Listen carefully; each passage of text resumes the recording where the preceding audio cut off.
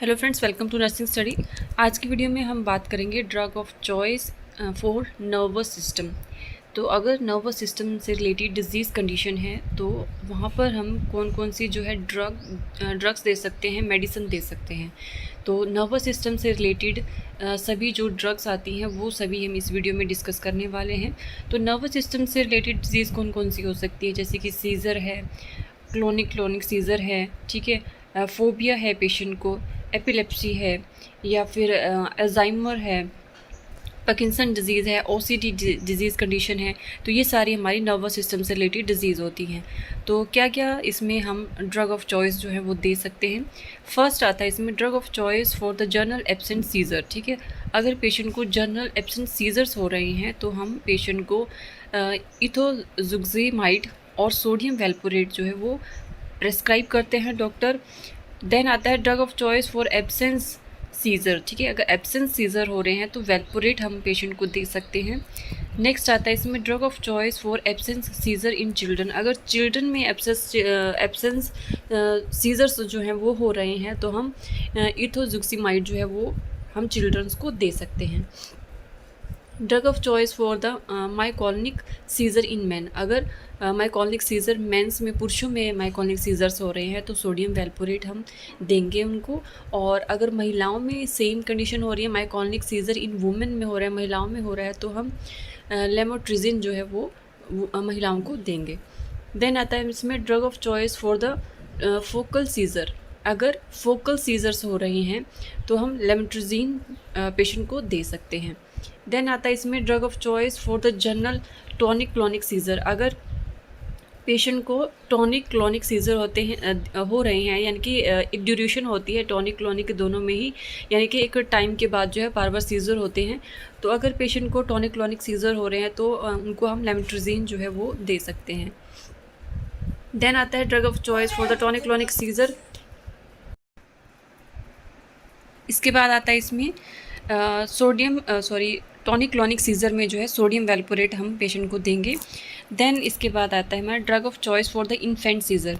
बच्चे हैं, जैसे 1 साल तक के बच्चों को हम इन्फेंट बोलते हैं। तो अगर इन्फेंट्स में सीज़र की कंडीशन आ रही है, बच्चों को सीज़र्स हो रहे हैं, तो हम ACTH जो है वो पेशेंट को दे सकते हैं। ACTH के अंदर काफ़ी सारी मेडिसिन आती हैं, तो वो मेडिसिन हम पेशेंट को जो है वो दे सकते हैं। देन आता है इसमें drug of choice for rhinorrhoea. Rhinorrhoea की प्रॉब्लम है पेशेंट को, राइनोरिया मीन्स रनिंग नोज़ हो रही है, तो सिट्रिजिन पेशेंट को प्रेस्क्राइब होती है। उसके बाद आता है drug of choice for phobia. Patient को फोबिया है, फोबिया की कंडीशन जो है वो काफ़ी यानी कि डिफरेंट टाइप के फोबियाज़ होते हैं। तो जैसे कि फोबिया, वाटर फोबिया है, डार्कनेस फोबिया है, तो डिफरेंट टाइप के फोबियाज़ होते हैं। तो अगर पेशेंट को किसी भी तरह की फोबिया की कंडीशन हो रही है तो हम उन्हें SSRI देंगे। SSRI के अंदर भी काफ़ी सारी मेडिसिन होती हैं, तो वो हम पेशेंट को जो है वो दे सकते हैं। नेक्स्ट आता है इसमें drug of choice for reducing the pre anaesthetic anxiety. Pre anaesthetic anxiety हो रही है पेशेंट को, यानी कि एनेस्थीसिया देने से पहले काफ़ी पेशेंट्स को घबराहट होती है, डर होता है कि एनेस्थीसिया देने के बाद उनके साथ क्या होगा। तो एक तरह से प्री एंग्जाइटी होने पर हम पेशेंट को लोराज़ेपाम जो है वो दे सकते हैं। देन आता है इसमें drug of choice for the status epileptics. अगर पेशेंट को एपिलेप्टिक्स हो रहा है, एपिलेप्सी की प्रॉब्लम हो रही है, तो हम इन्हें IV लोराज़ेपाम जो है वो देंगे। देन आता है इसमें drug of choice for the febrile seizure. Patient को फेब्रिल सीज़र हो रहे हैं तो हम डाइज़ेपाम जो है वो दे सकते हैं। देन आता है इसमें drug of choice for the partial seizure. Patient को पार्शियल सीज़र, फुल सीज़र नहीं है, यहाँ पर पार्शियल सीज़र हो रहे हैं तो कार्बामेज़ापाइन जो है पेशेंट को प्रेस्क्राइब होता है। उसके बाद आता है इसमें drug of choice for the attention deficit hyper activity disorder. Hyper activity disorder हो रहा है पेशेंट को, हाइपर एक्टिविटी यानी कि मोटर एक्टिविटी काफ़ी ज़्यादा पेशेंट की हो रही है। उसके बाद हम इन्हें मेडिसिन देंगे मेथाफेनिडेट। देन आता है इसमें drug of choice for Alzheimer disease. अगर पेशेंट को एल्जाइमर डिजीज़ हो रही है तो हम पेशेंट को रिवास्टिजिमाइन जो है वो दे सकते हैं। देन इसके बाद आएंगे इसमें drug of choice for OCD, यानी कि ऑब्सेसिव कंपल्सिव डिसऑर्डर पेशेंट को हो रहे हैं, तो फ्लुक्सिटीन जो है वो पेशेंट को हम दे सकते हैं। नेक्स्ट इसमें drug of choice for drug induced parkinsonism, अगर पेशेंट को पार्किंसम डिजीज़ हो रही है तो बेंजोक्सोल जो है वो पेशेंट को दे सकते हैं। नेक्स्ट इसमें है drug of choice for Parkinson's disease हो रही है तो इसमें भी हम रोपिनरोल या फिर पैक्सिरोल जो है वो पेशेंट को दे सकते हैं। नेक्स्ट कंडीशन है इसमें ड्रग ऑफ चॉइस फॉर ग्लूमा, इसमें हम पेशेंट को देंगे निट्रोसोरिया। देन आता है इसमें drug which has pain relief property without opioid disadvantage, तो यहाँ पर क्या है, अगर पेशेंट को पेन हो रहा है, ठीक है, और किसी भी तरह का कोई अपॉइड जो है वो नहीं देना है पेशेंट को, तो हम पेशेंट को ट्रामाडोल जो है वो दे सकते हैं। नेक्स्ट आता है इसमें drug of choice for sedation in patient with severe liver failure, ठीक है, यानी कि पेशेंट को सिडेशन देना है, रेस्ट करने के लिए पेशेंट को सिडेशन देना है, तो हम उन्हें लोराज़ेपाम जो है वो पेशेंट को दे सकते हैं।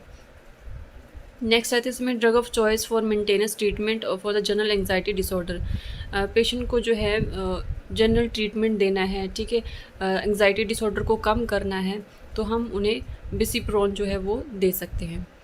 नेक्स्ट आता है इसमें drug of choice for the febrile seizure है तो डाइज़ापाम जो है वो हम पेशेंट को दे सकते हैं। नेक्स्ट आएगा, लास्ट है इसमें drug of choice for endoscopic and colonoscopic, अगर पेशेंट की इंडोस्कोपी हुई है या फिर कॉलोनोस्कोपी हुई है तो हम उन्हें मिडाज़ोलम जो है वो दे सकते हैं। तो ये सारी मेडिकेशंस जो हैं प्रेस्क्राइब होती हैं अगर पेशेंट को नर्वस सिस्टम से रिलेटेड जो है वो डिज़ीज़ कंडीशन है। तो इसमें सभी हमने डिज़ीज़ कंडीशन भी पढ़ी है, कौन कौन सी डिज़ीज़ कंडीशन होती है नर्वस सिस्टम के अंदर।